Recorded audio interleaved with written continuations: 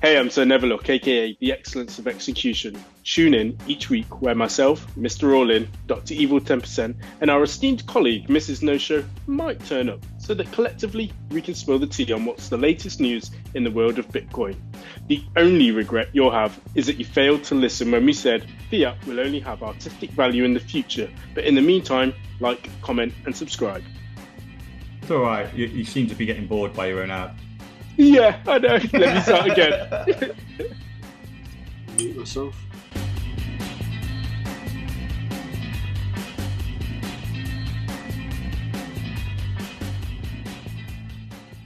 We are back. That's right.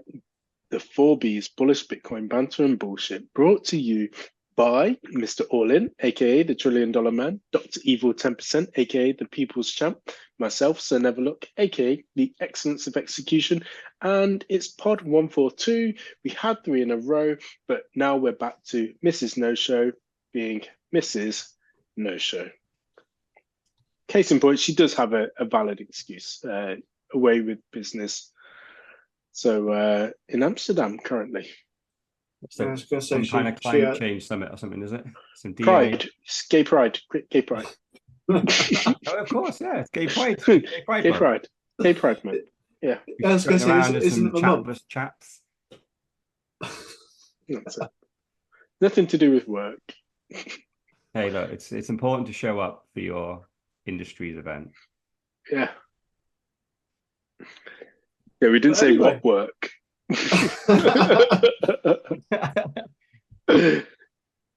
Just lots of gobbling will be going on. Let's just good. So good luck to her. We haven't even got 5 minutes in, and it's going down the pan. It's how we start, and how we'll continue to start carry on as well. And we will get right into spilling the tea with Mr. Robert Breedlove. What a name. What a name for this type of topic as well. Breedlove. Yes, indeed, he is breeding. But he's wanting to breed with a new bow. So let's give you a little bit of background as to Robert Breedlove. So last week on Pod 141, we talked about how he mentioned his accidental pregnancy. We need to talk about that as well in terms of his wording for somebody that's so articulate usually with his words. And he's come back with a retort to his former girlfriend. No, they were married. Sorry, weren't they? Him and Janet were married. No. He said she was never married. Yes, that's right. Never married. Robert Breedlove have never been married to anyone. Yes. Nor engaged to anyone, nor ever proposed. So the official line, what the most important things which she says is, we broke up in 2018 during her pregnancy. We lived under the same roof as non-romantic co-parents from March 2020 to February 2023. So these are some really important dates. So 2018, 2020, 2020. Yeah, they broke up in 2018, but continued to live together. And it says, over the years, Janet has posted, so this is his former girlfriend. Just getting to this one because this is where it just breaks it apart. Janet has posted photos on social media to represent us as a happily married nuclear family. These photos were professional photo shoots taken for Penny and our respective families, that they could have memories of Penny at her younger age. The reason there were no other photos of Janet and I posted is because we were not, in fact, in a relationship at any point since breaking up in August 2018. And we've got a retort, haven't we? So we've got a retort from Janet. And I'm just going to share a link here because this should link straight through to a picture,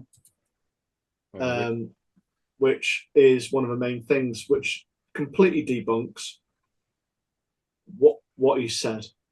So in this post, there's a picture. So they broke up in 2018. They're living 2020. They had some nice professional photos. They were not, I repeat, they were not romantically involved. Oh, these photos were taken 2021. Yeah. So he seems to be a bit of a liar, doesn't he? Yeah, and the whole like not being married thing. This is a real scumbag thing, and this is something that my wife actually resonated with, because when I first met her, I said something similar to this because what Robert Breedlove has said to her, he told me I was his soulmate, shared with me a detailed 10-year plan for our future, including marriage and the children we would have, even naming the 4 children. He claimed to believe that true love didn't require a government permission slip and that our commitment to each other was enough. I said something similar to my existing wife. Did you give her a 10-year plan? No, no. It wasn't like a freaking job interview.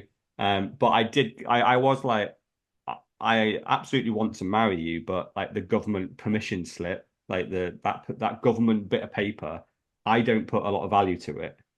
But then I was like, the only reason I probably would get married largely is for my family and probably for you to celebrate the day. And I guess whilst we're doing all that, we may as well get the government representative in to kind of formally marry us. But she was worried actually that the reason I was saying this was actually because I was being a bit of snakish, just as Robert Breedlove has done here, by going, oh, once it all ends, you can then go, we were just dating. Why are you taking everything so serious? And in her mind, she's like, hold on, we had a 10-year plan, children.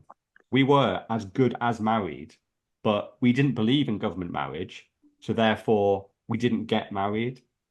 And now it's all ended. He can rewrite history and go, oh, no, none of that was said. Correct. It was. So, and they were not romantically involved in 2021 when that photo was taken of them kissing.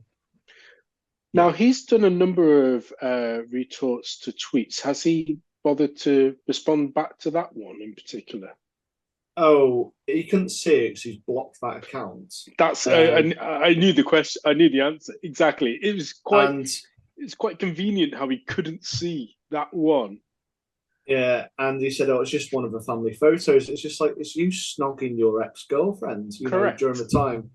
And I do find it a bit scummy. It goes back to this whole thing, which I think was a bit too early for us. But something about shit coins, wasn't it, where he could claim something based on his Twitter followers? Yeah. But I didn't really realize what I suppose a scumbag he was at the time, because I didn't really understand the arena of crypto and Bitcoin at that time. But I just kind of he lost any kind of credibility. But he does seem to have all these fanboys buzzing around him in the comments saying, "Oh, it doesn't matter, blah blah blah." It's just like he's just lied on his post, and this person's posted a picture which completely disproves his point. The rest of the world and the rest of the internet and X can see the kiss and the whole family image and portrayal, but for some reason your laptop, computer, your phone, you have no access to be able to see this one image.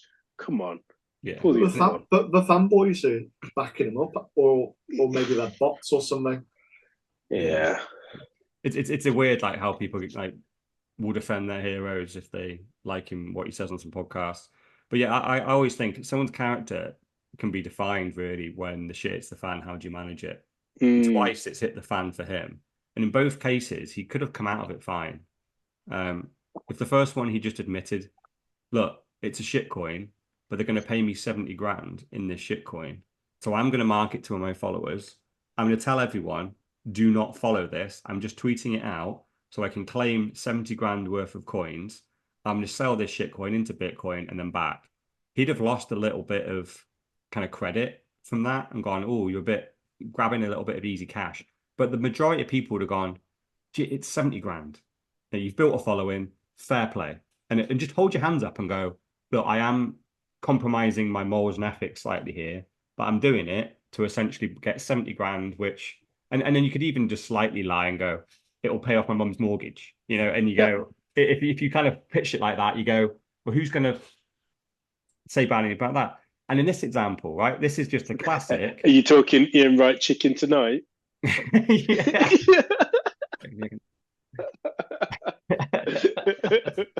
Yeah, that is actually what I was thinking about when I said your mum's mortgage. Yeah. What a dodgy advert, but I paid my mum's mortgage. All right, fine. Yeah. And then in this one, this one is just potentially just a relationship is broken down, right? And yes, they had children together, and from what it looks like, they were married in all intents and purposes, right? They didn't have the bit of paper, but they didn't have the bit of paper because he didn't believe in the bit of paper.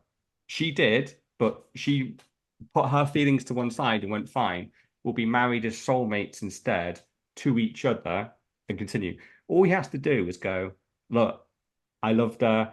We had a great couple of years together. We've had a child, but it's broken down, and it's been broken down for at least a year. I'm not going to go into the details, and I'm now dating this new person. It is what it is, right? If he'd have said that in his reply, there's hardly anything to go back on. She can come back on the small details about why they split up, and it's like, oh no, you were cheating on me or something like that. But by and large, you go, the bulk of what he's saying is true. Yeah, he was with this woman. He thought it was a lifetime thing. Turned out it wasn't. He's gutted. He now has a broken family, and he's trying to rebuild another one. And he's going to support his daughter going forward. And largely you go, well, we're not going to chastise you as Bitcoiners for having a broken relationship. We know these things happen. Whatever, move on.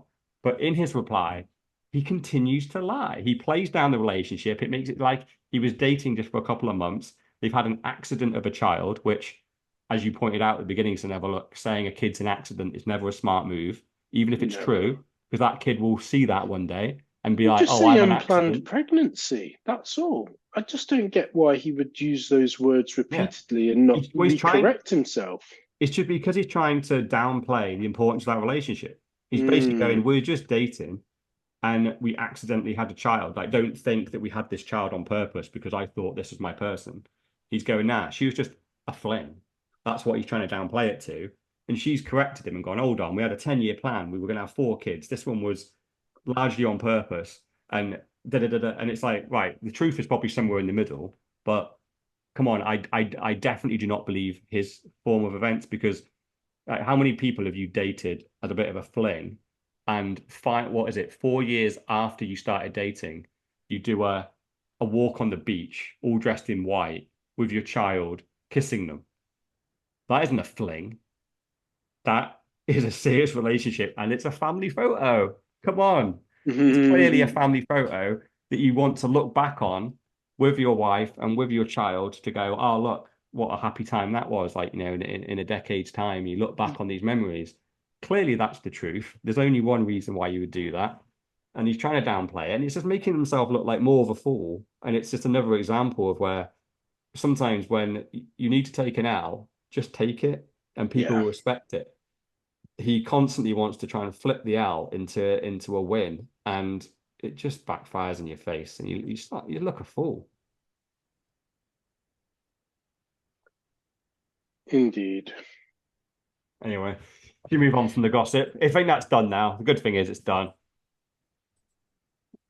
It all broke last week. They had a bit of back and forth. It's nice to see his reply. It was good to, like, because I think we reacted to all this purely from her side last week. Correct. He's come back with, all this is bollocks. This is my version of events. And you go, oh, okay.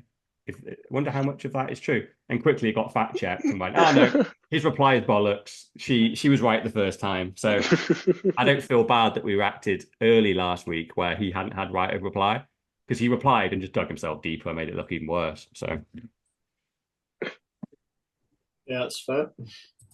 Right.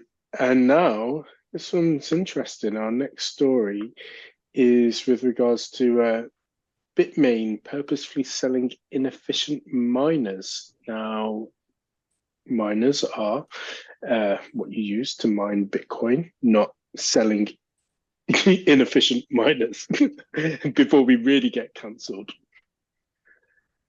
So, yeah, we definitely don't want to get cancelled on that one. I don't want to go down that route. No, exactly. Especially when we're using the words like nonsense as well. Yeah. So, I thought, like, we really need to just clear this one up.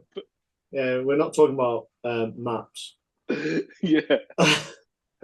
We're not talking about underage kids. We're talking about in bits of machinery that mine Bitcoin. Yes. Yeah, but secure our future currency.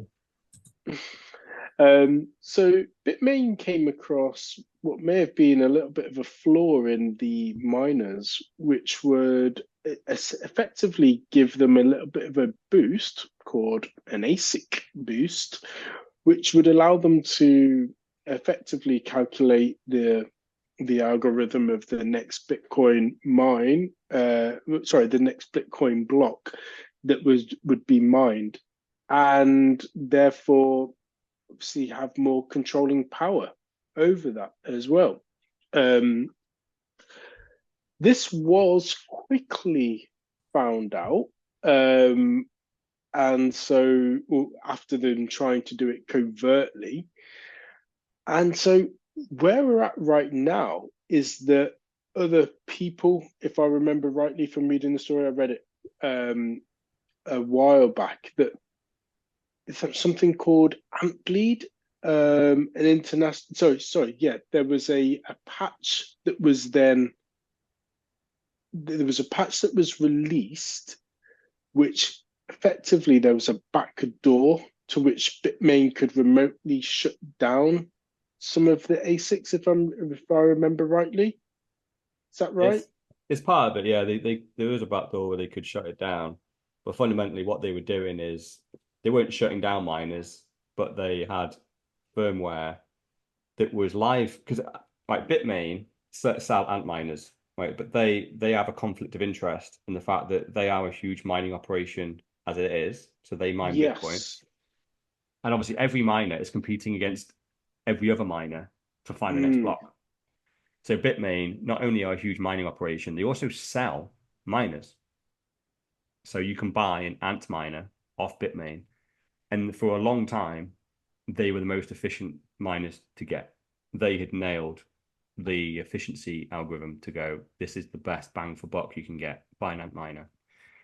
And what seemingly has been discovered here is that there was purposefully an inefficiency baked into the miners they sold, not the ones they ran themselves.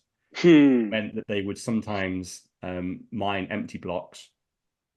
So essentially a block with no transactions in it that would largely be, worthless, and get bolted onto the blockchain, but it would have no transaction fees or block reward attached to it, and a load of miners would have wasted a load of time mining an empty block when there was a block with a load of transactions in, which was the proper block that should have been mined. But so why was a load of miners concentrating on the wrong block? Like, why were they doing it? That is an inefficiency in the software. And what this person seems to have be alluding to is that Bitmain had purposely done that, and they have to basically build themselves a differentiator and an advantage in the market. Not only did they want to make profit on selling a load of miners, they didn't want to lose an advantage in the mining space by basically allowing everyone to compete on a like-for-like level. They essentially released these miners that were 20-30% less efficient than the ones that they used. And so they would then therefore make a load of money selling miners, but also mine more blocks than they should. So it looks like it's a little bit of a scummy tactic by Bitmain here, but is it that surprising? Because it's such a conflict of interest, right? If to run a mining company, because they literally have thousands, if not tens of thousands of Bitcoin miners running constantly, yet they also sell tens of thousands of miners a year as well. You're on both sides of that marketplace, aren't you? If you nail the selling of miners so well, and you're creating your own competitor. Yep. I suppose my kind of question about this is, how come we've only just discovered them now, and they didn't realize this inefficiency was appearing a while back? Yeah, that's the confusing thing. Yeah, a lot of people just they didn't know. I think they thought in this tweet thread or in a long post. Essentially, I think we just thought it was a bit of a mistake.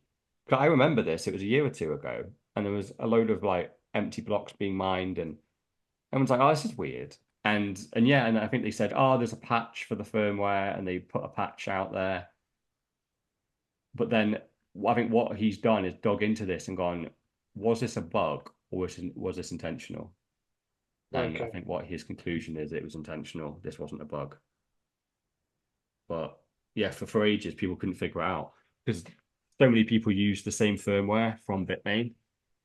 And I guess there was a big assumption that it was super efficient and was absolutely doing the best thing. And I think he's dug into it and gone, hold on, he spotted some patterns and gone, it's doing this one thing over and over. That doesn't look like a bug. That looks like it's being coded in to work exactly like that. That's working as designed. And the firmware fix was essentially to undo that inefficiency because they realized they got caught out. There was a podcast. Yeah, there was a podcast between those two guys, weren't they? Were kind of explaining the whole empty blocks, but it was 47 minutes long. I didn't get round to watching that. I think it raises the wider point really around like the centralization of where we get mining equipment from. Bitmain are a big supplier, and there's another company called Brains. They're a big supplier, but yeah, we don't have dozens of companies that sell Bitcoin miners, and in reality, I remember when I was looking into this, it was largely we don't like Bitmain because they're a Chinese company. They've done some dodgy stuff. I'm pretty sure Bitmain also have tight allegiances to Bitcoin Cash. I think they supported the Bitcoin Cash fork back in the day, but still mine Bitcoin because they're not stupid, right? They want to make money. You know, they lost a lot of money on the Bitcoin Cash call that they made. So Bitcoiners don't like supporting Bitmain, but largely it was seen as if you are going to buy a Bitcoin miner and you want it to be as profitable as possible, you probably should buy Bitmain. It's going to be the best bang for the buck because it's coded the most efficiently, uses the least energy, and you'll mine more blocks using that. So yeah, we need more competition in this space because we knew Bitmain weren't legit. They supported Bitcoin Cash, so that was clearly an attack on Bitcoin. But it doesn't mean that they don't create good miners, which at the time they did. But then at some point, and what I'd imagine probably the reason why it didn't get spotted, I'd imagine this inefficiency wasn't always there. I'd imagine they put that in at some point, got found out, and then took it out again. But who knows what they do next, right? They're clearly bad actors. Yeah. Here for the profit, not for the revolution. And yeah, we'll use their own product to scam you out of your own Bitcoin. So yeah, don't buy a Bitmain miner. Even though they're probably the best, if no one buys them, then hopefully they go out of business at some point. But yeah, they probably won't because they have one of the biggest mining operations in the world. So they have an absolute shit ton of Bitcoin anyway. So Bitcoin's for everyone, even the scammers. It's an interesting one, though, isn't it? Again, we think that people that are out there doing good, but then lo and behold, they're on the fuckery somewhere. I know it's why Bitcoin has to be decentralized, right? Yeah. Because imagine being like the fucking CEO of Bitmain, right? You are probably a multi-billionaire. Yeah. You're sat but it's there. Not enough, but it's still not enough, is it? No. I want to squeeze another 20%. But this is the whole like fiat system, isn't it? Like we talked about, what do you call it? Like the system of trustless, but not trusting anyone. It's just like this is just more evidence that you can't even trust people in Bitcoin. No. Like people get too greedy, they want more. So there have to be systems put in place to stop that greed. Yeah. Yeah. That's Satoshi knew that. Satoshi knew that himself or whoever he handed over the Bitcoin network to, if it was centralized and some key developers had control over the supply or the key workings of Bitcoin, he knew it would be corrupted. He knew it had to be decentralized when nobody had power and you needed 80% plus consensus from the entire network before a change is made. And that basically means that the majority of changes proposed get rejected. Yeah. And that's correct, because the majority of those changes are probably self-serving in some shape or form to an individual. And they're pretending they're not, but they are, because they're trying to take control. So Bitcoin largely stays the same, which is how it should do. Because yeah, people, humans, there's not a single example out there where if a human could take control and where power corrupts, where it hasn't. Just give enough time, it eventually happens. Yeah. Even if it isn't that person, it might be their kids or the next It's even generation if, or the second in command. Like I suppose someone it's not goes even rogue. like intentional. It's like you get to the point where, oh yeah, I know better than them. Yeah, Mm. yeah. Yeah, it Um, doesn't have to be evil, it could just be an arrogance. Yeah. And then sometimes it just comes from a defensive play. Yeah, it wouldn't surprise me if Bitmain, they probably lost so much money on Bitcoin Cash that they just went, well, that's unfair. We're going to make it back. How are we going to make it back? I want to get back. I'm only worth 15 billion now, not 25 billion. That's not fair. I lost 10 billion on Bitcoin Cash. So who knows if that could have been a motivating factor to go, I'm just going to quickly make my 10 billion back by making a shit ton of these miners inefficient, knock them down 30%. We'll make up 30% of Bitcoin. If I let that run for 5 years, I make my 10 billion back. And then we'll go back to being good again. It's just unfair that I lost 10 billion on Bitcoin Cash. Even though he categorically made that decision himself, he should take the L and move on. But no, like there's always a rationale. It's the same with the government, isn't it? It's like why did we come off a gold standard? Oh, we're at war, so therefore, as a one-off, we will just print some money. We know this is a bad thing to do. We're going to tell everyone it is a bad thing to do. You all become poorer when we inflate the supply of money. Your wages are worth less, your savings are worth less, but it's worth it in this instance because we're fighting a war. And once we win the war, we will go back to how we were. Is it okay if we do it as a one-off? Everyone kind of goes, okay. But guess what? It's Still never a waiting. one-off. Yeah, still waiting.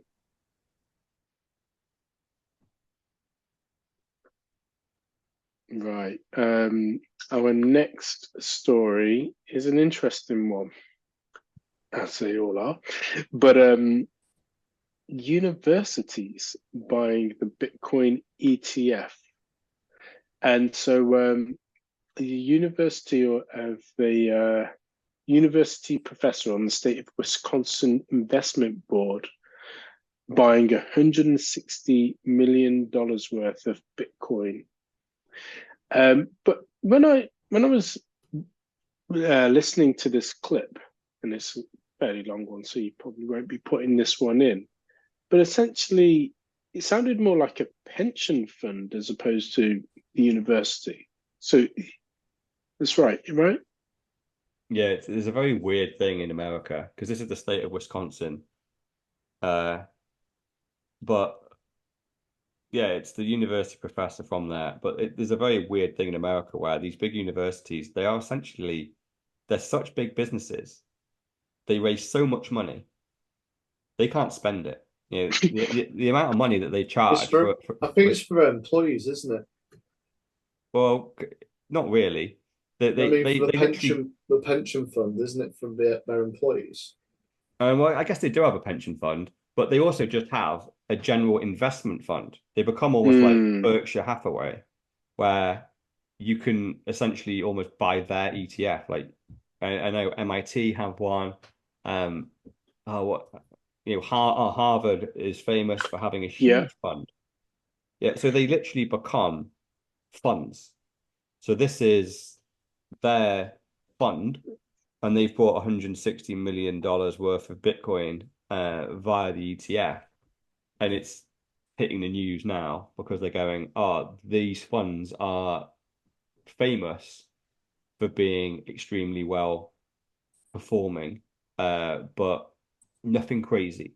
They don't go for long shots. They kind of go for safe plays.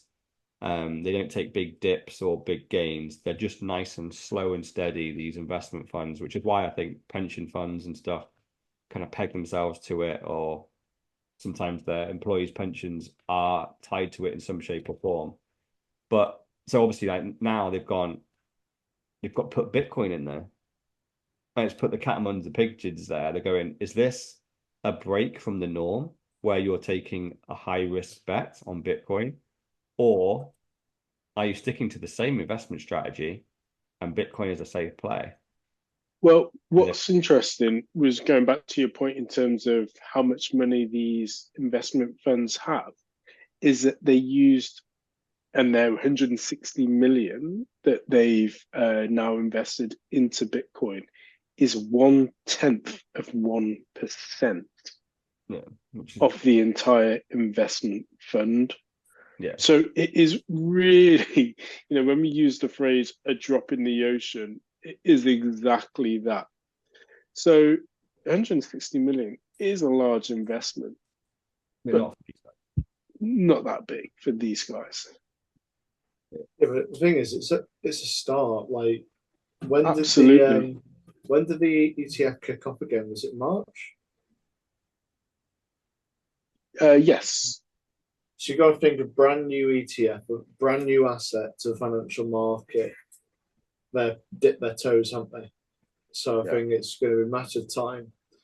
I mean, some of the stuff which he said were really interesting. That he talked about the level of risk and the fact that it diversifies nicely. It's not a stock, and then it's a currency with a limited supply, so it's an inflation hedge. It's all the stuff which I suppose the Bitcoin has been saying. But here's this guy on whatever channel it is talking around it, and what I absolutely love, because this is one which Robert Kiyosaki raised.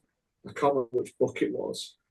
Underfunded pensions cannot afford a long-term investment like Bitcoin because they need immediate return, so they can't handle the volatility there. Who stole my pension? Yeah.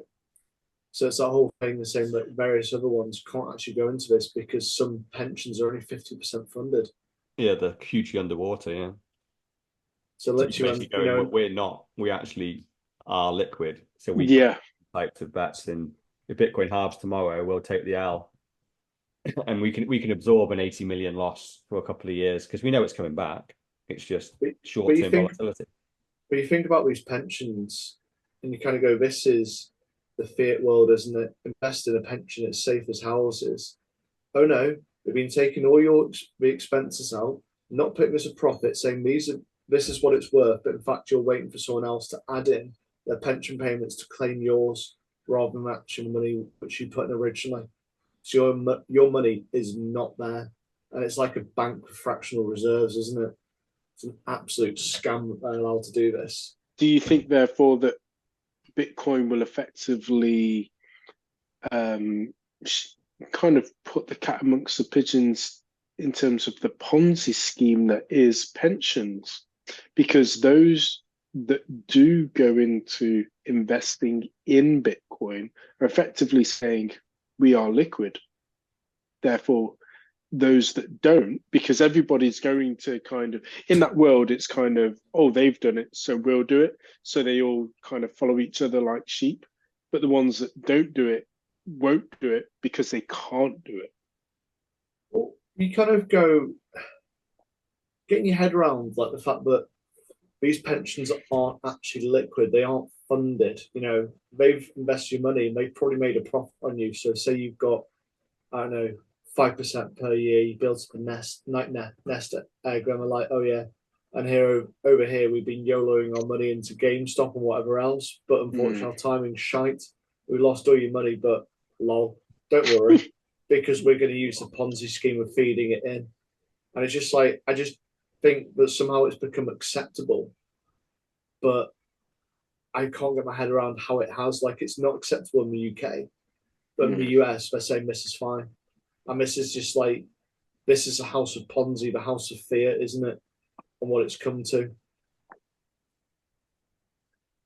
You're right. But the good thing is, this is what the ETF was supposed to give us, right? It gives funds like this easy access to Bitcoin.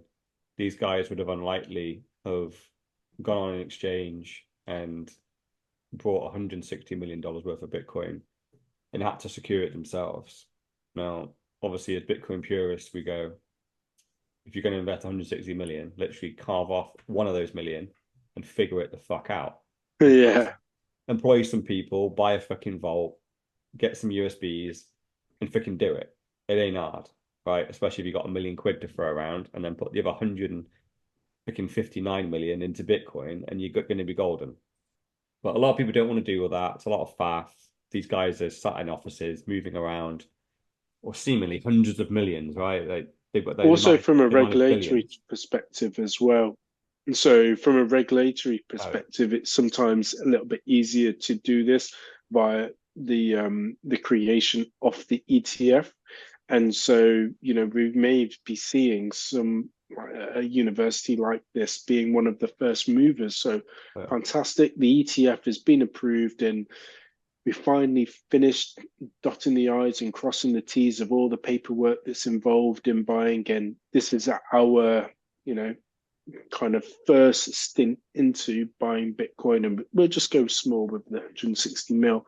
But they've already got ahead of the curve, because we know that it's going to be a lot more later on down the line. And so they've kind of got it while it's cheap. Yeah. Oh, it was January 2024. So January this year that the got approved.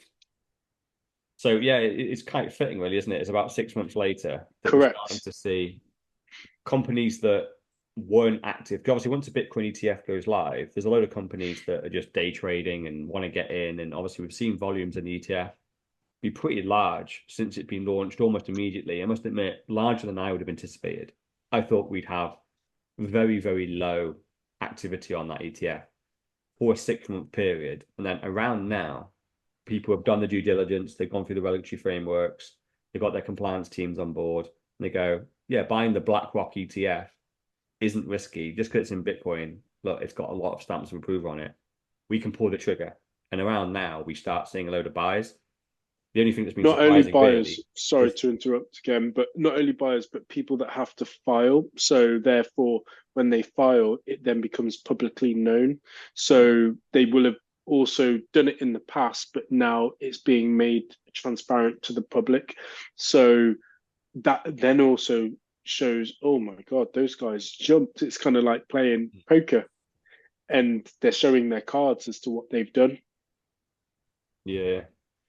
So I think that, the net takeaway is it's just bullish for short-term price. Yeah. It's so bullish.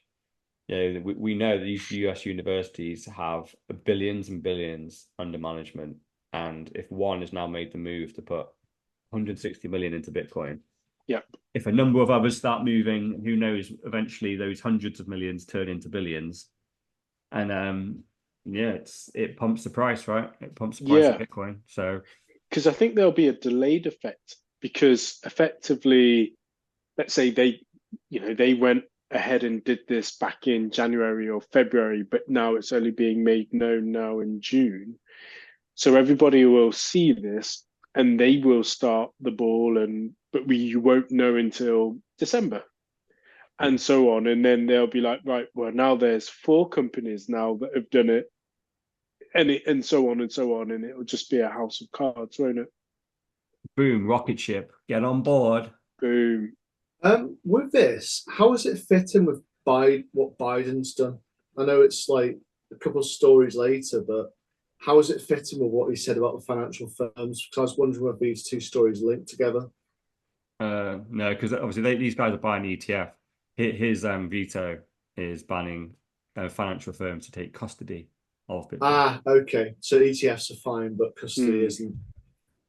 Yeah, why are they doing that? Yeah, exactly. Because they know they can take the ETF back whenever they want. But if you've taken custody of those coins, the US government do not have control of freezing those assets whenever they may please, or completely confiscating them altogether. Correct. Yeah, Whereas that's the if word. it's all an ETF, click of a button, baby.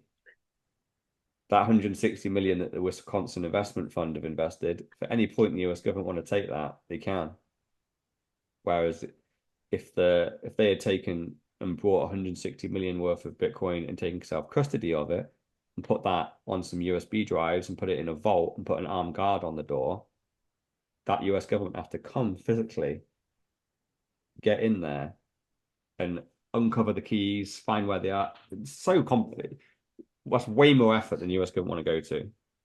They just want to press some buttons up in the central, grid of what they have access to in the financial system. So I guess we should just pivot to the Biden story, really. So also as well, whilst you're doing that, I guess it It is. kind of shows us what the future undoubtedly will be, which is people getting wrecked from the ETF. And obviously, it feels so far-fetched. It feels so conspiracy theory-like, but ultimately, it'll be the telling story to say, "We told you so. Take self-custody." Yeah. But it'll be a heartfelt story for many. Yeah, I always come back to it. What Dr. Evil 10% said to me, like, when will I stop believing in like the conspiracy theory that there is this big world power and they're trying to get us into some communist state? It's like when the evidence suggests otherwise. And here is yet another one, right? If they were, the US government was happily allowing financial services and an average person to hold Bitcoin, I would go, well, that is a big proof point against my narrative. So if they keep doing that, then I will eventually let go of the narrative that I have because clearly the evidence suggests that I am wrong. But here's another one where, because essentially, at the moment, financial firms are not allowed to take custody of Bitcoin, which, Look, you pointed out that that fund before couldn't have taken custody of Bitcoin because there aren't regulations that allow it. And I think you're right there. But this largely was a bill that was going to allow financial firms to take custody of Bitcoin, or at least in this freaking bill, they call it crypto, but we're going to call it Bitcoin. Yeah. Because at the moment, the regulatory framework doesn't allow financial firms to hold assets on behalf of other people in this way. It's not something that has ever been possible, really. It's always been digital, and that's the way these financial firms have been acting. So they put a bill forward, and when we want this approved, we want financial firms to be able to hold Bitcoin. And Joseph R. Biden Jr. basically said, therefore, I am vetoing this resolution. So, which is kind of hilarious, right? It doesn't matter how many people voted for it. He just has veto powers. And clearly, he barely knows what day of the week it is or what flavor ice cream he's shoving up his nose at today. But he can veto this bill, right? Because someone told him to veto it. But he reckons we will not support measures that jeopardize the well-being of consumers and investors. Appropriate guardrails that protect consumers and investors are necessary to harness the potential benefits and opportunities of the crypto asset innovation. They want a balanced regulatory framework for digital assets, building on existing authorities. Like, it's a load of word salad. It sounds like Breedlove wrote this bollocks. And you cut through the shit, and all it really says is, no, we don't want you to have more power of holding Bitcoin. We don't mind you being exposed to the price appreciation. So by the ETF, we can control that bit. But we want to harness and help the evolution of this space. And therefore, we need a little bit more time. So if you were genuinely looking to help the innovation and help this space grow, you wouldn't veto a bill that allows financial firms to take custody. Correct. It's just nonsense. The only thing that surprises me about it is they didn't mention child trafficking, boiling of oceans, money laundering, or criminal activity in that little sentences there. They missed an opportunity there to slander it. But I think what they're trying to do, I think as their official line against Bitcoin now, is they're not always going right the way to those extremes, because now that they've got BlackRock on board, they don't want to diminish the BlackRock ETF of Bitcoin. Of course. They're going, Bitcoin's fine, but it's the Wild West. Maybe if you want Bitcoin, buy it from BlackRock. You're nice and safe there. We don't want you buying it from any of these unscrupulous people that aren't regulated, like Coinbase and Kraken and all these companies that are listed on the stock exchange. Yeah, and don't trust them, because you can take the Bitcoin out of those exchanges and take custody. So whilst we work on shutting those doors, so you can only buy it on the platform and never take it off, buy it on BlackRock. We're not going to say it's the worst thing ever anymore, but we're gonna pretend it's a really exciting, innovative space that we want to control completely. And at the moment, yeah, is that until the FETF comes along? Well, yeah, exactly. Yeah, which is, I guess that's also why they might be being like pandering to it a little bit. And obviously, I would also see if they do create these shitcoin ETFs, I just see that as like another attack on Bitcoin, really, from them. Like they know what they're doing. They know that one of the ways to diminish Bitcoin's impact is by allowing a load of shitcoin ETFs as well, because it then makes it bundles us in with that shit. Because those ETFs are all going to freaking hemorrhage, aren't they? They're going to go to zero eventually. And then, so I'd imagine when those ETFs start to plummet and go to zero, like it's going to affect Bitcoin in some shape or form. Because people are going, oh Yep. my God, like E4 Solana ETF is dumped 80%. Is Bitcoin going next? And like Bitcoin will take a dump just because people are worried, or it's like, no, they're just centralized shitcoins, and how dare you put us in the same asset space? Because there's shitcoins and there's Bitcoin. They're the two asset groups. We're not crypto. There's no such thing.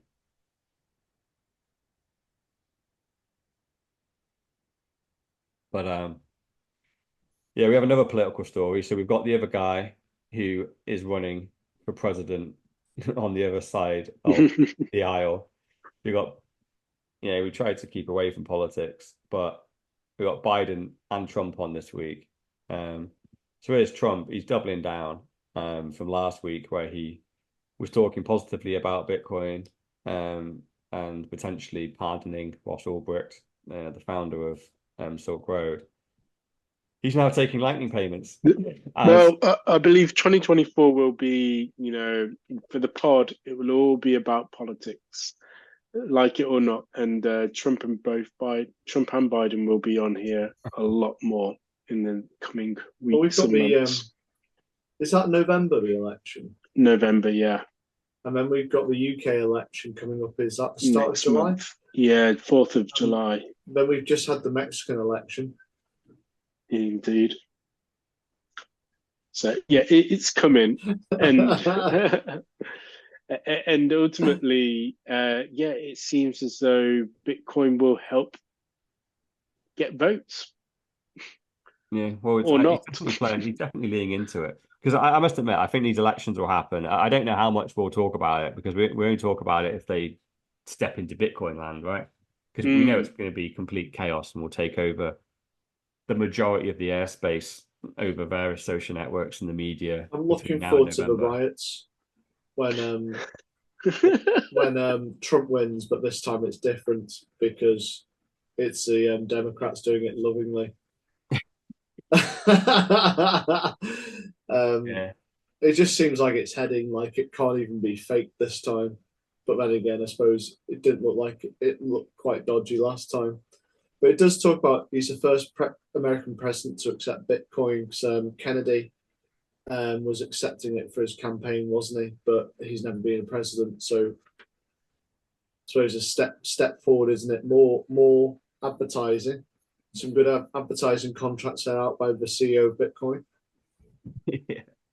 Well, I think, did Kennedy take Lightning, or was it just Bitcoin? Ooh, I don't know. I reckon it's just Bitcoin. Because that's the surprising element here, because shoving a Bitcoin payment processor that takes kind of on-chain transactions is relatively simple. It still requires some work, but it's relatively simple. But Trump here has gone the full hog, hasn't he? He's gone, oh no, I don't want just on-chain transactions. Let's go Lightning as well. Yeah. However, I did see a comment somewhere. Trump, sorry, the presidential candidate was Kennedy. He did take Bitcoin via Lightning. The only difference is that we can reference Donald Trump as a president because he was the ex-president. Yeah. That's the key thing in terms of the difference. Whereas obviously now they are both presidential candidates. Yeah. It's kind of nuts, I must admit. I think if you rewind 10 years and just go, oh yeah, there's an ex-president that is running again and he's accepting campaign donations in Bitcoin. If you'd have told a Bitcoiner that 10 years ago, they'd have gone, you're nuts. Yeah. Oh, the same people that were talking about Bitcoin being for criminals only. Yeah, and we're literally trying to overthrow the US government who run the money printing. You're like, there's no way a running president that's trying to get another term would accept Bitcoin. Like, well, what? That would be like accepting Iraqi dollars as donations or something. You know, like you're at war with them, yeah, or Russian rubles or what, whatever. You know, like it's not going to happen. Like, why would they ever accept Bitcoin? But clearly, Trump's doing it as a vote winner. No doubt, it's probably working. But I did see somewhere in the comments that apparently the smallest donation you can make via Lightning was $500 worth. And so, as much as he's obviously got the techies in to integrate Lightning, he clearly doesn't understand Lightning. Because if you make it that value, you may as well just use on chain, really. Whereas, and Lightning, if anything, struggles at the larger payment size because you need liquidity throughout the chain. So you should really just use on chain for $500 and above. Lightning's great if you just want to send a quick $10, $20 to Donald Trump. You should have allowed that, and you probably would have got a lot of donations that way. Yeah, You seem to have a minimum donation amount of $500, which, geez, these politicians don't go cheap, do they? Who do they think they are? That just the random person on the street can just got $500 just to. Because in reality, when I see some of their campaigns, right, you see these big stadium shows, fireworks, posters everywhere, like cars. Like your $500, what did that do? Did it buy like 1/10 of that flagpole? You know, probably like, bought the matches. That's what it did. Yeah, like the adverts on TV, all this stuff, all these. You just go, I really am like, it's like donating $500 to Amazon, helping them with their ad campaigns because you just love Jeff Bezos. Like you didn't help. It's just like they didn't notice. And obviously, like, this is all negating the fact or ignoring the fact both of these people, Biden and Trump, are extremely rich already. Yeah. So it's a very weird thing that the US do here, where they go on a campaign trail raising money. It's almost the more money you raise, the more effective your campaign will be, which is, even that is corrupt, right? That shouldn't be a barrier of entry where you need to raise hundreds of millions, if not billions, to run an effective presidential campaign. You should be able to run a presidential campaign very cost effectively to make it open to the average American to be able to compete against the wealthy. It should be. It looks like this type of running for president would be a threat on their democracy. But for whatever reason, they don't see it as such. They think this is fine and that billionaires and career politicians are the only people that can ever have a chance of being president. That's absolutely fine. That's the American dream. Okay, bozos, banana republics. Oh man, did you get to watch this next video? Right, I'm actually going to spend some time actually chopping up some of this guy. So this is a guy I followed for a while on YouTube, and to be fair, he has been a shitcoiner. He's gone all over the place, but this tech is dead, I'm done video from the guy called Tech Lead. Did you get an opportunity to watch this video? No, I didn't. Yeah, I did. Is this like his other videos? Like, so I've never come across him before. He started his channel as a developer that left, I think it was Google, and he's just got a very sarcastic, satirical view on it, and he gave insight as to what it's like being a developer at Google and how they just work you to the bone and long hours. They give you shitty little benefits that are like bean bags and free food and all this kind of stuff. But you're like, I'd like my life back, please, not a bean bag, and people just talk shit in the office that everyone's a freaking activist and all this stuff. And then just like, you get your time wasted constantly.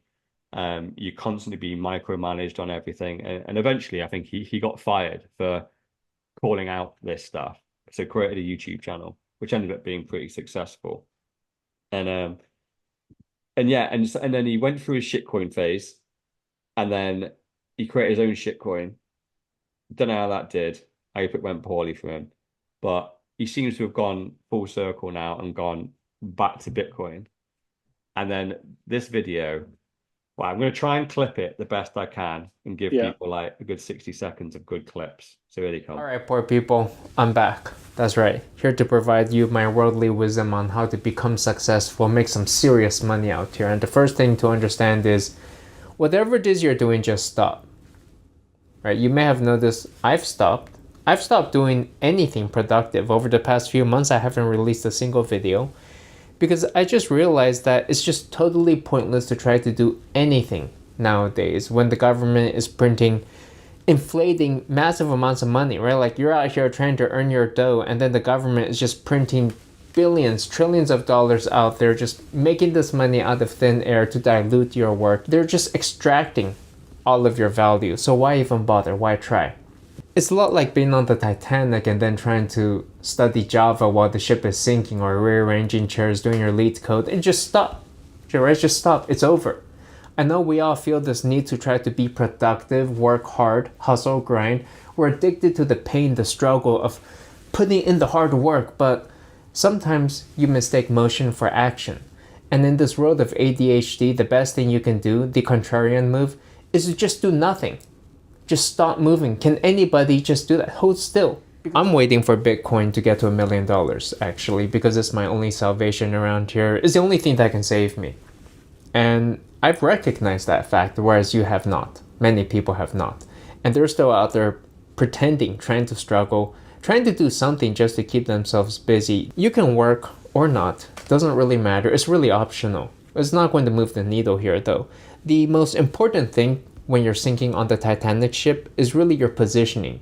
You want to get to a life raft, if at all possible, because the whole ship is done. Just look at Apple, which just completed one of the largest buybacks in history, where they had so much excessive cash, they didn't know what to do with the money. They couldn't find anything worth investing in, nothing worth research and development in. They didn't need to hire anybody. They just took that money and bought back their own stock. I'll tell you what they probably should have done with that excess cash is just buy some Bitcoin with it. There was another company, some medical company, Simler Scientific, which they took their cash reserves, put into Bitcoin, their stock went up 28% right away. And then the last suggestion, consider taking up a job as a Bitcoiner. Hey, it's not easy, and it's not for everyone to diamond hand and hodl all day long. It can be pretty tiring and tough, boring work, but it turns out the more you study Bitcoin, the more serious you become at it, the more you're willing to hold, and the higher your profits will be too, or your losses. All right, anyways, I gotta get back to work. Got some more hodling to do. See you in the next one. There are some great bits in it, which you've probably just shown, but I think he starts off with stop working because the government's financial policies are making it worthless.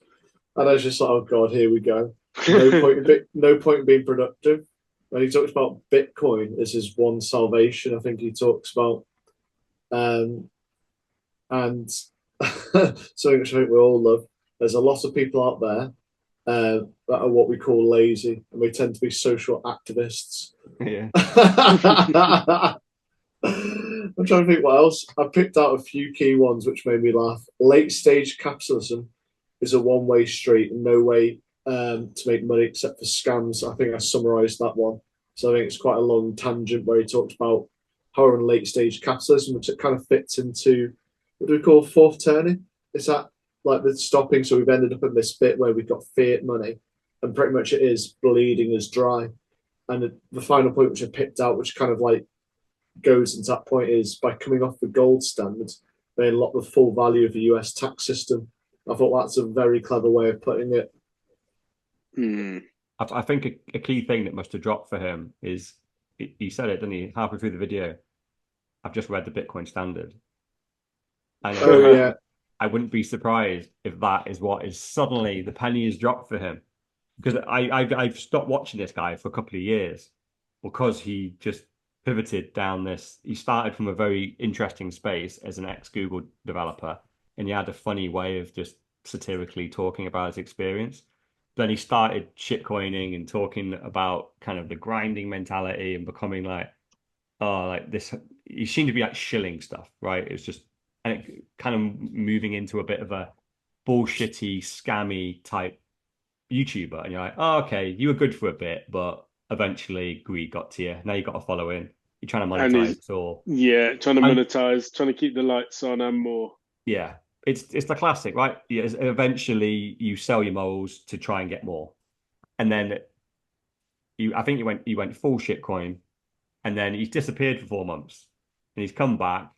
He's read the Bitcoin standard whilst he's been away, and he's come back with this video, which is a great little, very interesting. I clicked play on this, being like, because it doesn't even say anything about what he's about to talk about. The title of the video is "Tech is Dead, I'm Done." It doesn't say anything about Bitcoin, anything about fear, anything about inflation. I don't even know why I clicked play, but I did. And then he had me, I was like, I'm about to switch this off. I literally had the baby as holding her. And I'm like, oh, just going to quickly, what is this thing? Just before I quickly refill a bottle.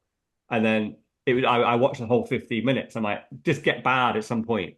Get bad. This video needs to start talking about shitcoin just so I can walk out the room. But he then he talked about the Bitcoin standard. I'm like, holy shit, this guy's gone full Bitcoin maxi. And it's nice to see him.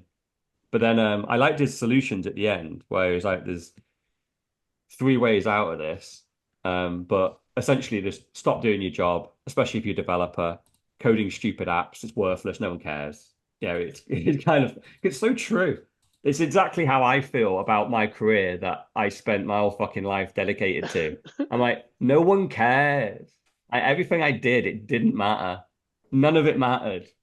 And it's really sad to kind of come to that. And he kind of talked about, oh, I know a lot of you are doing this corporate wage slave where you're conditioned to think that work is what your calling is, and you want that corner office and you want that next level up in the job, but you're gonna have to give it up because it's meaningless. You're probably not going to get there anyway. And even if you do, you'll realize you probably get fired soon anyway because the empire is crumbling and everyone's going to get fired because they're pushing us into socialism. So what was it? He said his first way out was entrepreneurship. And he's like, oh, everyone's going to go. Not everyone's ready to be an entrepreneur, but he classes people like dog walkers, plumbers, electricians. They're entrepreneurs. They are self-run businesses. They're in control of their own income. They're in control of their own hours. They're not a wage slave that says you have to be a 9 to 5, otherwise we're not going to pay you. Dog worker, plumber, electrician that gets told that. They might lose a job if they're not up on time, but they get another job tomorrow. They get another job next week. They are in control of their own time. Forgotten what his second point was, his second idea, but his third one I liked. He said a career in Bitcoin where you become a diamond-handed hodler of Bitcoin. And he's like, it's a really tough job.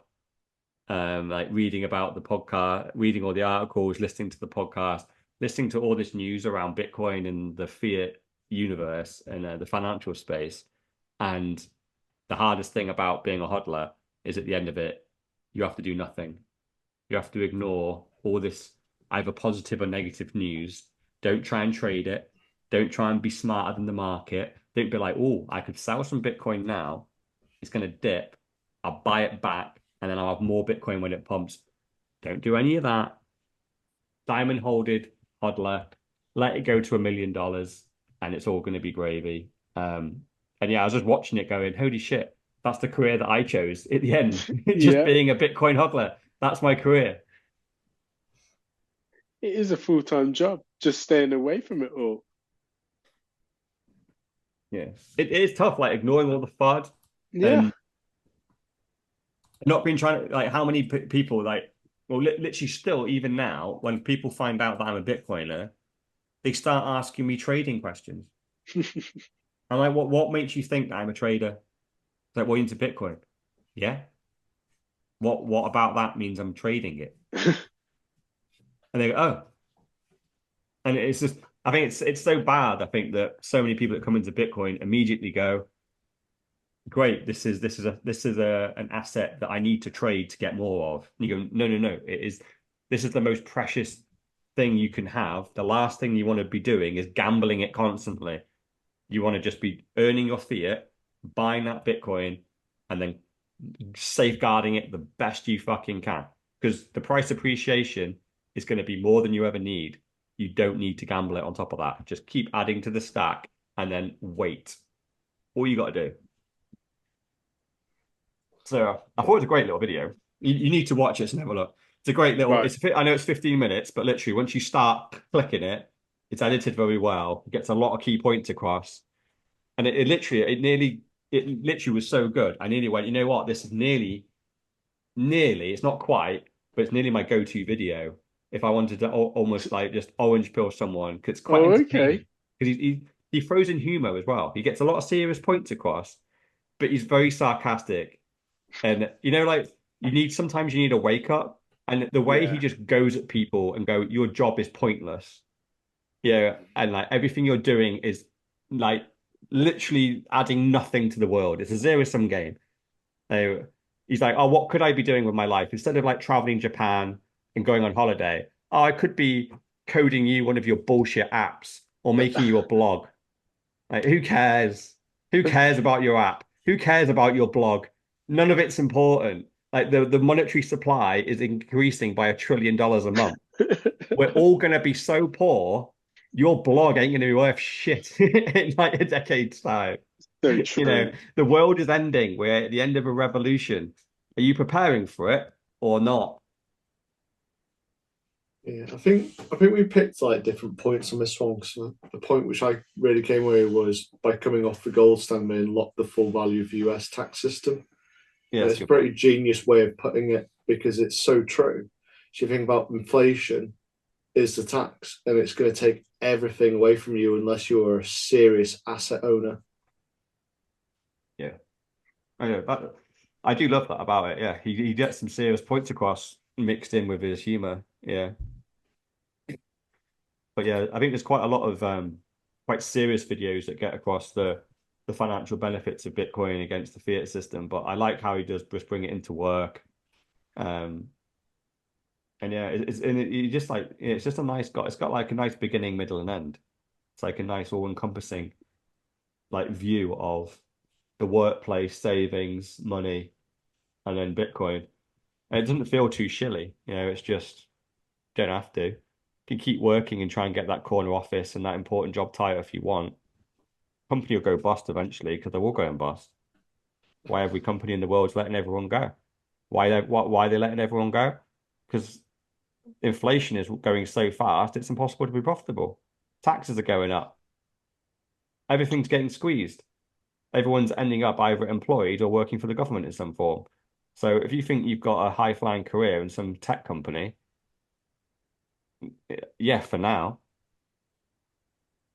the trend is going against you, and the trend is so big and so strong, there will be no survivors. Yeah, he uses the same analogy as I often do as well in the Titanic. He's like, you can keep sitting at your table watching the water flood in and pretend that you're at the high table and it's different for you. It isn't. The whole ship's going down. So the sooner you jump off into the life raft, the better. But stay on the boat if you want, but it's not going to end well for you. Everyone's going down. It's interesting you say this as well because I went onto one of my favorite websites, which is the US Debt Clock, and they've added a new section into it. And the new section is the dollar to crypto ratio. Now, I can only think that the dollar to crypto ratio means Bitcoin, but they use the word crypto. Two real short sections. The first section is the ratio in 2013 and then the ratio now. So the dollar to crypto ratio previously in 2013 was $9,153 to $1, whereas now it's $8.58 to $1.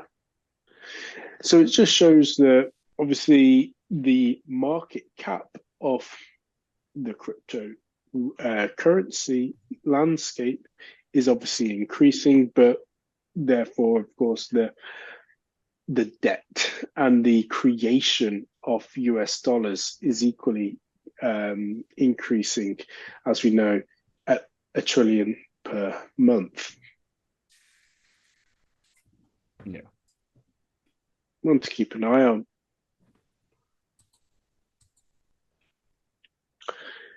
And last but not least, in terms of our stories for this week, is oh no, sorry, second to last. Bitcoin post halving pump is back in the conversation. So yeah, the a guy called Neil Jacobs. I'm not really too familiar with Neil Jacobs, but he says that by 2025, in October 2025, Bitcoin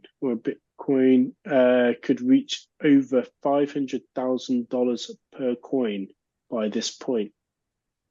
Yeah, so essentially what he's done here is it's not really him saying it. This is it's a podcast that I like. It's called the All In Podcast. But I'm familiar with the All In podcast, although we don't yeah. like mentioning other podcasts other than this one, so stay tuned. Oh, okay. Yeah. So but typically they talk business and politics. And so they haven't talked about Bitcoin for a while, but it's back on the agenda. And Shamath, I know. he's quite famous for buying $1 million worth of Bitcoin back in 2010. So it made him a lot of money. But he's also, I think he's like the seventh employee in Facebook as well, that he got a lot of stocks and shares. So he's a very rich guy. But he's been a big naysayer of Bitcoin over the last couple of years. He went a bit above his station a couple of years ago, coming to a Bitcoin conference, and I can't remember what view he had, but he went.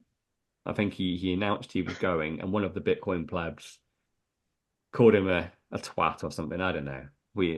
He had a go at him, and Shamath kind of showed his true colors and basically flexed on him that he was poor, I'm rich, da da da, and we're just clearly Bitcoiners don't like that type of behavior. And went, Shamath, shut the fuck up. You mean nothing to us. The plebs rule Bitcoin, and we will shout you down in at the conference, and we can't wait to see you there. And then he cancelled his appearance because he got so much shit on Bitcoin Twitter. Like every tweet he said, we were just like, can't wait to see you next month. And he was like, I'm not going. Like, and he went quite negative on He Bitcoin on the rattled the podcast. hornet's nest. He did, And yeah. we rallied together. He just felt that the plebs and like the toxic culture sometimes that we have is like it wasn't needed. And then ironically, when he feels some of it, he went toxic on us, right? And it's never seen the other way. He's like, oh, I'm just reacting. It's like, well, if you're above us, you shouldn't have reacted in that way, right? And if anything, the things you said were way worse than what we said. We were calling you out for just being a bit arrogant around this. And suddenly you start flexing your wealth. So, dude, we know you're rich. We know you're one of the like early employees in Facebook, and you bought $1 million of Bitcoin when in 2010. We know you have multiple billions. Like, congratulations. It doesn't mean your opinion's worth more than ours. It just means you're rich. But here he is, a couple of years later.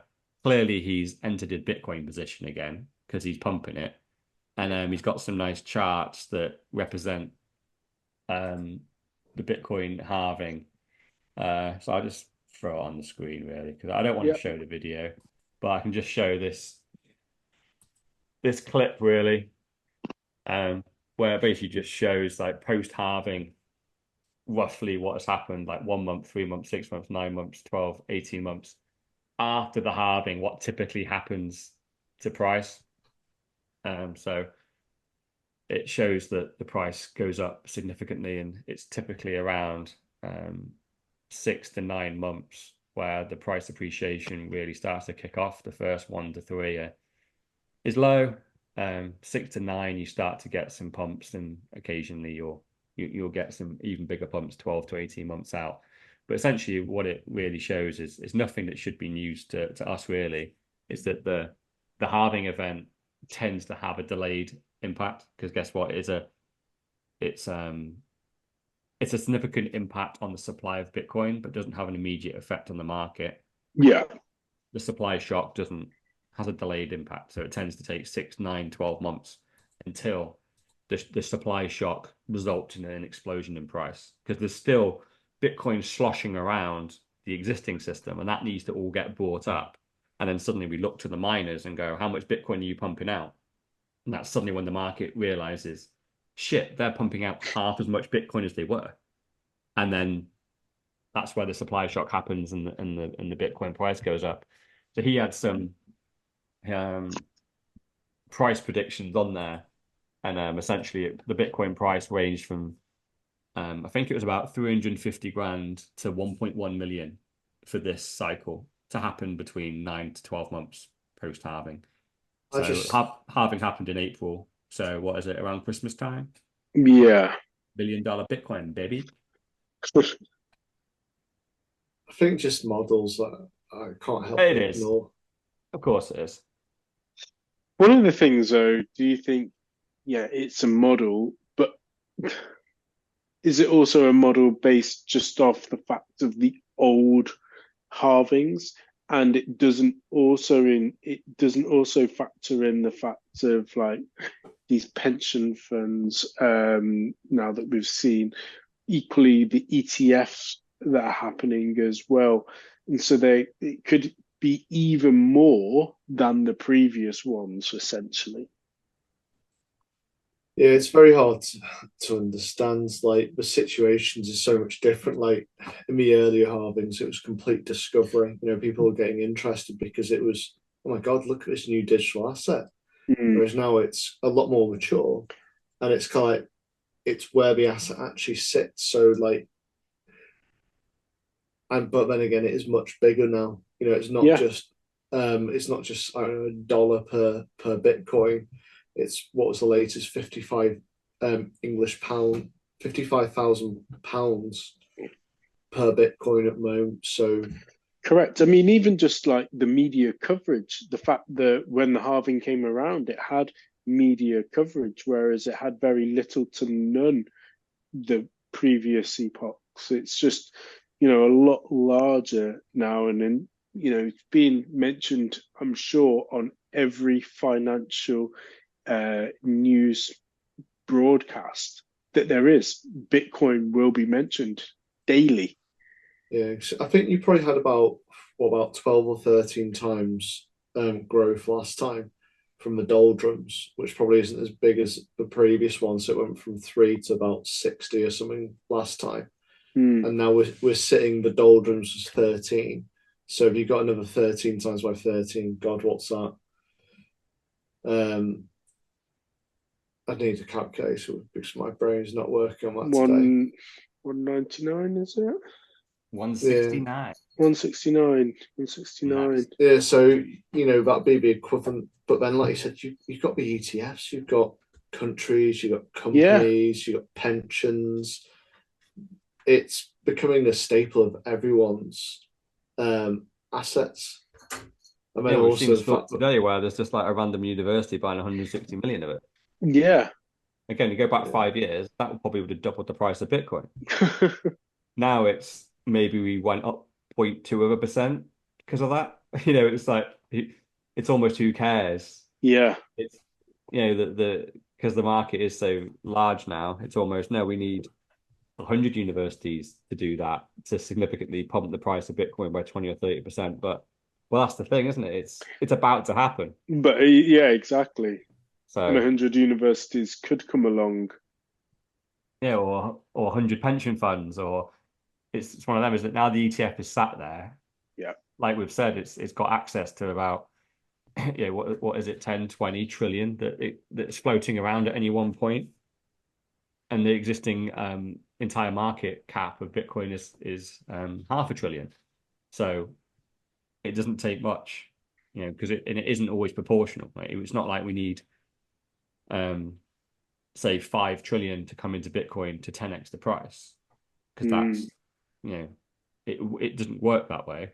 You probably only need 1 trillion to come in to 10x the price, because we have a scarce asset. We can't just print more shares to keep up with demand, or the CEO of Bitcoin sells their shares, and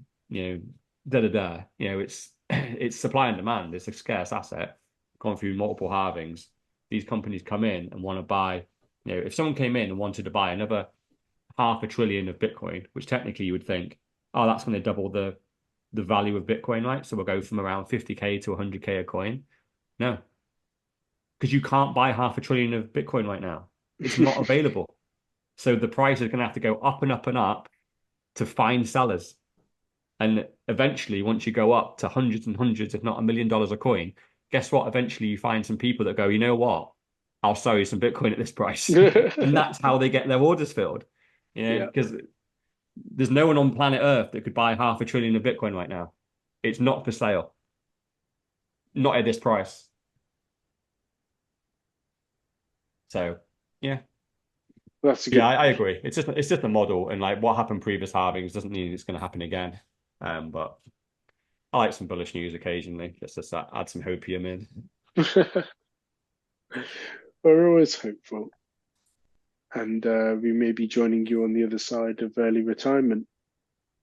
Yeah, this year could be massive. It's one of those, you wait so long for it, don't you? You almost think, is it coming? Is that big pump? Am I going to be in Bitcoin when there's a huge pump? I think you're almost at the point now going, maybe I'm not. Maybe I'm just going to be hodling and getting these small incremental gains. But just as you give up on that, that's when it'll happen. And even though you gave up on it, did you actually give up on it properly? Yeah. I was going to say, I don't think we were. I think I've given up on there being a massive pump, but I haven't given up on Bitcoin. Yeah, agreed. Yeah, that's the important distinction. And then now that you've hopefully given up on it, even though you talk about Bitcoin every week and you've given up on the pump, that probably means we're nearly ready. Because I remember when we first started all this, you were so bullish and da-da-da. I'm like, we can't pump whilst everyone thinks we're pumping. We need everybody, even those bullish people, to get negative and go, you know what, maybe we're just going to stay around 50K forever. That's when we pump to 500K. So I like to say that, if it does go to whatever K per coin, like 500,000 or something, I'd need to get my strut on, but I just don't think, I'm just like, meh, we'll get incremental, it won't go that high, so I'm not going to practice my strut. Well, I openly will say I'll be doing the Ian Wright Chicken Tonight dance. Definitely, again, I've referenced it before, but the overlap, one of the best, if not the best episodes this week. And I do remember that advert from back in the day as well, showing my age. I'll have to watch it in the next couple of days. Yeah, I think mine will be struck downstairs and be like, "I told you so" to Mrs. Evil 10%. Yeah. Yeah, we got to show it. Just he is doing his chicken tonight. Oh, the sizzle and stir jars. Yeah. I know. I used to live off those. Yeah. I remember when we shared a house. Did I? Yeah. Man, you take the top bit off and marinate the chicken with it. Slam that in. And you cook it in the rest of the sauce. I haven't seen one of those for years now. I think the last time I don't know why they went away. They were cheap. I think you stopped buying them. I think because you stopped buying them. I freaking didn't. I was buying them religiously, and then one day they weren't there. And I just stopped marinating my chicken. I just went, just have to do the sauce because the marinade that plugs on top doesn't exist anymore. And they're like, it's on a separate thing. I'm like, I'm not buying 2 pots. I just want to buy one pot that has 2 pots attached to it. I was going to say, you'd have to... I'm not making my own marinade. I'm like, I want the chicken tonight marinade. What the fuck? Ian Wright told me it's so good. I trust him. He knows his chicken, right? I don't know. But... I was going to say, maybe a good title for the pod is Chicken Tonight. But everyone would be like, what the fuck are you three talking about? No, we've gone back to normal titles now. Oh, but the funny titles are always great. But then again, I suppose everyone would be like, I don't want to watch this. They're talking about Chicken Tonight, whatever Chicken Tonight is. Exactly. And they click play and we didn't even mention it until an hour and 20 minutes in. That's a way to keep them engaged. No, it's not. Exactly. No, it's not. That's a way to turn them off. Probably need to work out a way to make the snappy titles, but I've got no idea. I quite like the AI images. They're always quite entertaining. Yeah, I'm still doing some AI. But I'm trying to be more inclusive now and like try and make the titles longer and more illustrative of what is in the pod as opposed to because we've covered a number of topics. We try and cover them. What about Breedlove is a moron, and then in the picture it's Mrs. No Show at the Pride Festival in Amsterdam with his ESP card. ESG, sorry, not ESP, ESG card. Remember I think Oscar De La Hoya when he had his when he went off the rails and he dressed up as a woman. what? And so he had like a big mad bender dressed in heels and stockings. I was just going to say we could replace Mrs. No Show's face on his body. That would definitely get some clicks. Oh man, I've got some nice photos of C3PO. Could copy him onto that. I say I don't really want to get sacked. Day of the year. Is it working anymore? He doesn't work there. Yeah, it's fine. Oh, please. He's got some fruity pictures on LinkedIn. Yeah, he's just, you can see Dr. Evil 10% thinking, just do it post hyper Bitcoinization. Anything. You can do whatever you want. I'll press the button. I'll press the send button, but just don't do it before. I want my cozy corner office with my nice job title before the Yeah. world implodes. Yeah. Right, anyway, to move us on. Well, to move us on, I'll wrap us up. And this has been Pod 142, brought to you by Mr. No, we've got Orlin. another story yet. Oh, wait, sorry. One more story. One more Yes, story. This is one which I don't really get, but they're saying that GameStop has broken the stock market, but Berkshire Hathaway went down by 99%, which is just a glitch on the stock market or something. Yeah, it was, yeah.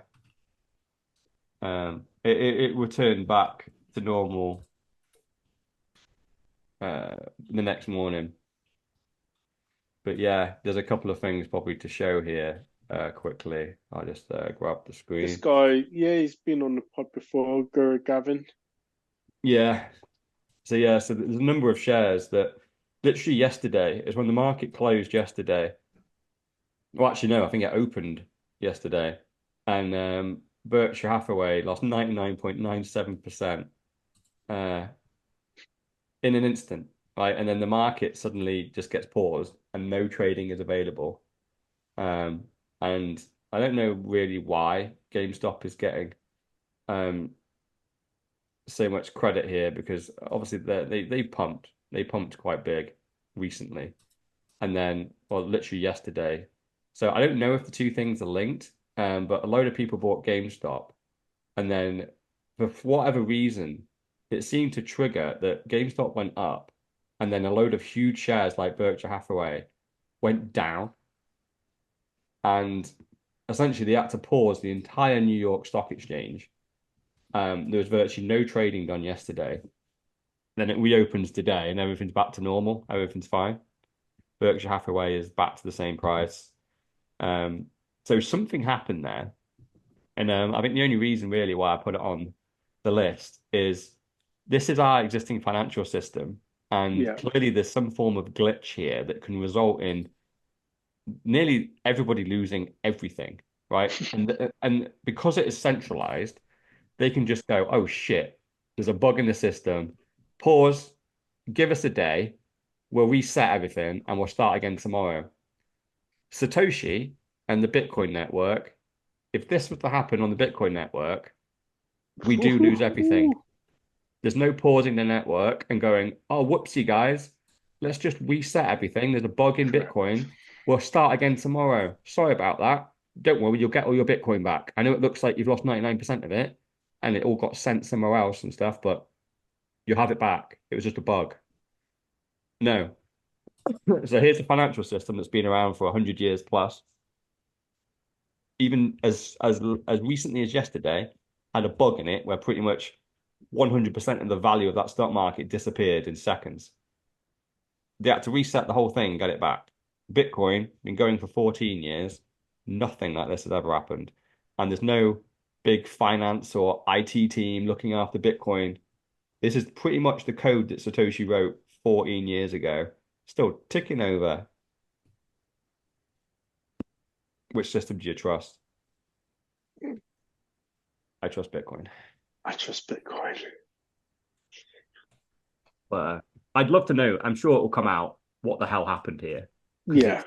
It's kind of hilarious that they had a bug in their system that's so big that I don't know if it is linked to GameStop. Obviously, GameStop does seem to have doubled in price, but that doesn't look like an increase large enough to have caused this kind of knock-on effect. There's clearly some type of gremlin that was sat inside the New York Stock Exchange that just caused 99.97% of a load of some of the biggest blue chip stocks on the stock market just went down to zero virtually, and that who knows what that bug was, but I'm pretty sure that whichever engineer was messing about in the system around then is going to get a big slap on the ass when they get found out.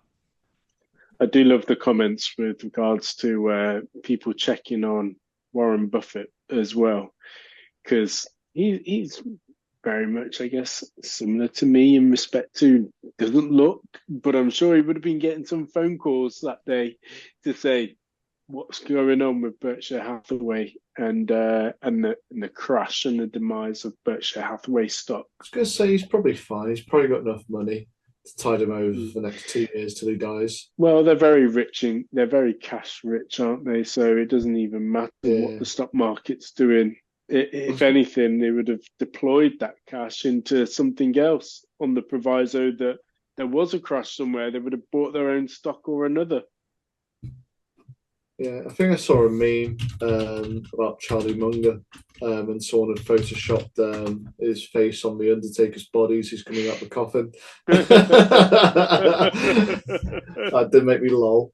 But yeah, I think it's just it is interesting because you can't trust the system, and it's all just it's buggy. It's probably a load of shit in there as well.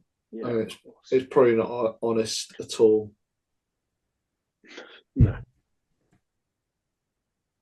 And that is a very good place to end tonight's pod. Pod 142, brought to you by Mr. All-In, aka, why can I not remember, the $1 trillion man, Dr. Evil 10%, aka the People's Champ, myself, Sir Neverlook, aka the Excellence of Execution, and surprise, surprise, Mrs. No Show, aka No Show. It's a late one, but a great one. Peace.